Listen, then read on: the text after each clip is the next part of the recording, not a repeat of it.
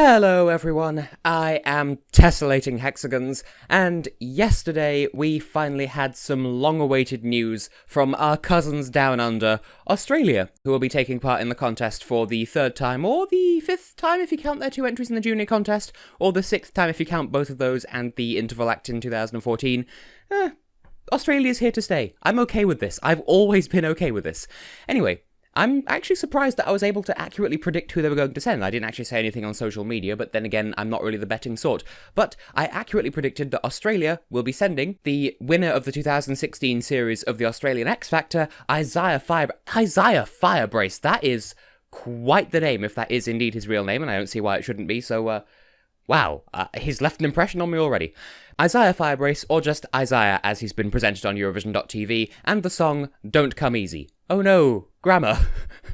I mean, I had kind of semi-beef last year with If I Were Sorry is correct and If Love Was a Crime technically isn't, and Don't Come Easy. I mean, you got artistic license, so I'm not going to complain about it. I'm really not that uptight. It's completely in English, unless you count the grammatical violation of the title, which I'm not going to. It's completely in English.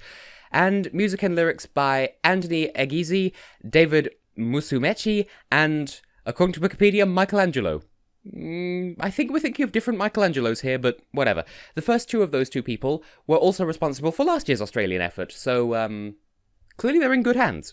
So first thoughts on this song, then. As if we had any excuse to doubt it, Australia has once again demonstrated that they have the credentials that earn them their spot in Eurovision. I get the impression that even though Isaiah isn't so much of a big name over here, he is still one of Australia's best and brightest. He certainly sings like one, that much is certain. I've heard that this song is a bit of a divider within the community so far, in terms of how much stock people are willing to put into this one, and yeah, I suppose I can kind of see why those lines have been drawn, but let's be real for a second. Even if this is Australia's weakest entry, and I don't think it is personally, it's still leagues stronger than some of the countries who have been in Eurovision for a lot longer, who are real Europeans if you're going to go down that xenophobic road. Naming no names, of course. But how about I put my money where my mouth is? Why do I like this song so much? Well, as I said, Isaiah isn't really all that well known, at least in this country, but then again, I would argue that neither were Guy Sebastian or Dummy Im. We knew that they were big stars, but we kind of, I'd heard of them because of my interactions with multinational pop music, but as for other people, I don't know. Whereas Isaiah, I'm fairly sure people over here haven't heard of. So, if I had to compare his vocal style to an artist that I and some other people are more likely to be familiar with, I'd go with Hozier. Is it Hozier? Hozier? I think he's Irish. The guy who did Take Me to Church, at any rate. In both cases, you've got soulful songs with heavy emotional weight performed by a male artist with a fairly deep range and equally emotional timbre. He's got power, he's got style, he's got force, and he's got restraint. He could easily sing the roof off the arena, I'm sure, but he knows when to hold that back. With a song like this one, it could be so easy to just lapse into vocal gymnastics throughout just to show off just because he can. But he resists that, and instead delivers a fairly intimate, rather moving performance. Although, I will put an asterisk next to that and say I have heard that apparently he is rather prone to nerves when performing live. Hopefully that won't, get the best of him here, but that is something to consider when discussing his voice, but hey, just got that out in the open now. Now, stepping away from his voice for a second, I do also want to praise the instrumental track of this one. It's not just another sunset, piano, etc. kind of ballad. It's more than just that atmosphere. It's got just the right amount of synth in there as well to give it some extra flavour, a salt-based sprinkling of extra flavour, just to keep it interesting. And you know what? I fell for that like a ton of bricks, quite honestly. When all of these aspects come together, I anticipate a very carefully crafted, very effective stage performance in Kiev. It might not be as cinematic as, say, Calm After the Storm a couple of years ago, but I am anticipating something more or less along those lines. Whatever the case may be, this song has a very prominently built atmosphere, and the live staging would do well to capitalise on that, but bearing in mind, Australia has got big money to spend on this, and the past 2 years, even if you don't count the junior contest, they have brought quite some heavy stuff to the Eurovision stage in terms of how hard they're willing to hit, so I'm not concerned for this one as far as staging and presentation goes, but obviously, he should work on his nerves if that is a factor. As for what I don't like about this song, okay, I admit, I'm not trying to be a fanboy here, but I did have to really dig deep to try and find something to say for this part of the review, but I did still look for something to say, because I do pride myself on having something good and something not so good to say about every song I review. I want to be balanced and fair. What I was eventually able to conclude is this: the synth hook that I was just praising a moment ago is used to great effect throughout the song, but it is just one hook, and it is repeated a lot. Sure, it does kind of serve as the identifier of the song. It's the don't come easy noise, much like how Latvia had the heartbeat whoop noise last year. That was a terrible rendition of it, but you know the noise I mean, surely. But after a while, it does start to outstay its welcome because that's the only riff that they use in the synth section. Really, this could be totally alleviated just by having a second counterpart riff that sounds similar, maybe has the same rhythm but inverts the notes or something that goes down instead of up. Just something else to add an extra bit of flavour on top of the thing that already flavours the song. Really, it's not a massive issue, but that's just a thought. Not that they're going to change it at this point, but hey. And secondly, this is 110% conjecture. I don't know how it could be more than 100% conjecture, but it's 100% conjecture on my part. In the music video, there are moments where he's not smouldering into the camera and just trying to be attractive or whatever, I don't know what that would look like, where he does this semi-awkward kind of dance, or some really generic, heartfelt song hand gestures, you know, the whole sort of, oh, my heart, like, oh, and then not quite a nay-nay, maybe not quite as extreme as that, but, you know, there are some awkward gestures in there are some generic gestures in there, and if he brings those to the stage in Kiev, especially in particularly great numbers, then I think that will kill the charisma of his stage presence somewhat. So he is going to need carefully composed staging, sure, but that also means a nigh draconian approach to handling his choreography. It's for the greater good, I swear.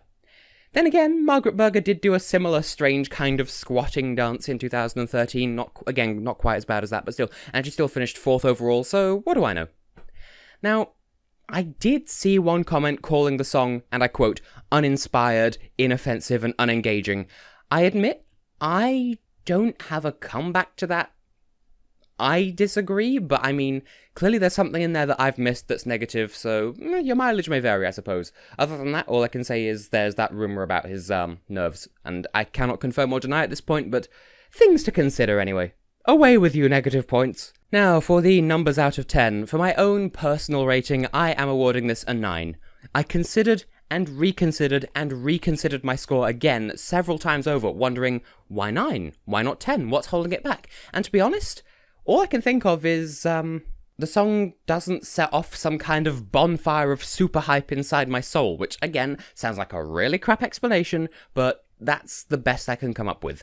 I really don't know what's missing in that regard. I don't know what it's doing wrong, and I put that in very heavy air quotes. I do very much enjoy the song, and as it currently stands, I am rather tempted to vote for it, because I think it's in the semi-final I can vote in, as long as the staging is as impressive and infectious and as atmospheric as I'm anticipating. It's just that a part of me doesn't feel the same excitement from it as I got from, say, Croatia last year, or Serbia in 2015. Let's just call it a gut feeling and move on. As for the technical score out of 10, I think people are really gonna hate me for this, but honestly, based on my experience, and these scores are awarded in good faith, 10. It may, ironically, be missing that X factor that excites me personally, but aside from that, the only criticisms I could come up with for this are completely superficial and minor. It's no secret that Australia send nothing but their very best to Eurovision, and as far as I can tell, this year is no exception. They seem to iron out all the potential weaknesses before they even present the song in the first place. It really is tough to fault this one in any way, in my own personal opinion, but judging by the reactions of others, I must have missed something fairly huge with this, but I don't know. That's what the comments section is for. You can tell me why I'm wrong, as long as you keep it respectful. I welcome any and all discussion on the matter. Please, let's talk about this. Now, a section of the review that I'm dreading. How does it compare to last year? Well, I don't take this decision lightly, and I'm certainly not doing it just because it's Australia and that they're already kind of a special exception, but you know what? I refuse to testify. I refuse to draw any connection between this song and Sound of Silence beyond one represented Australia last year, the others representing them this year. I am done expressing any opinions relating to last year's Australian entry. Last year, it was made abundantly clear to me that I was not allowed to express any negative opinions about Dami's song whatsoever, and so I can only assume that this year, no matter what I say about how this compares to that entry, it will only be met with spite and malice from one very small, but very vocal pocket of the Eurovision community. I know which song I prefer of these two, and I know which one I think works best as a Eurovision package, and I'm not necessarily saying that they're both the same song, I'm not necessarily saying I feel one way about one and the other about the other, and I do want to issue a really quick apology to Isaiah and Dami and all of the people who weren't being so rude about this last year that a small number of people could besmirch an entire section of review like this, but I'm not going to comment. Now, back into slightly more pleasant territory, do I think this will qualify?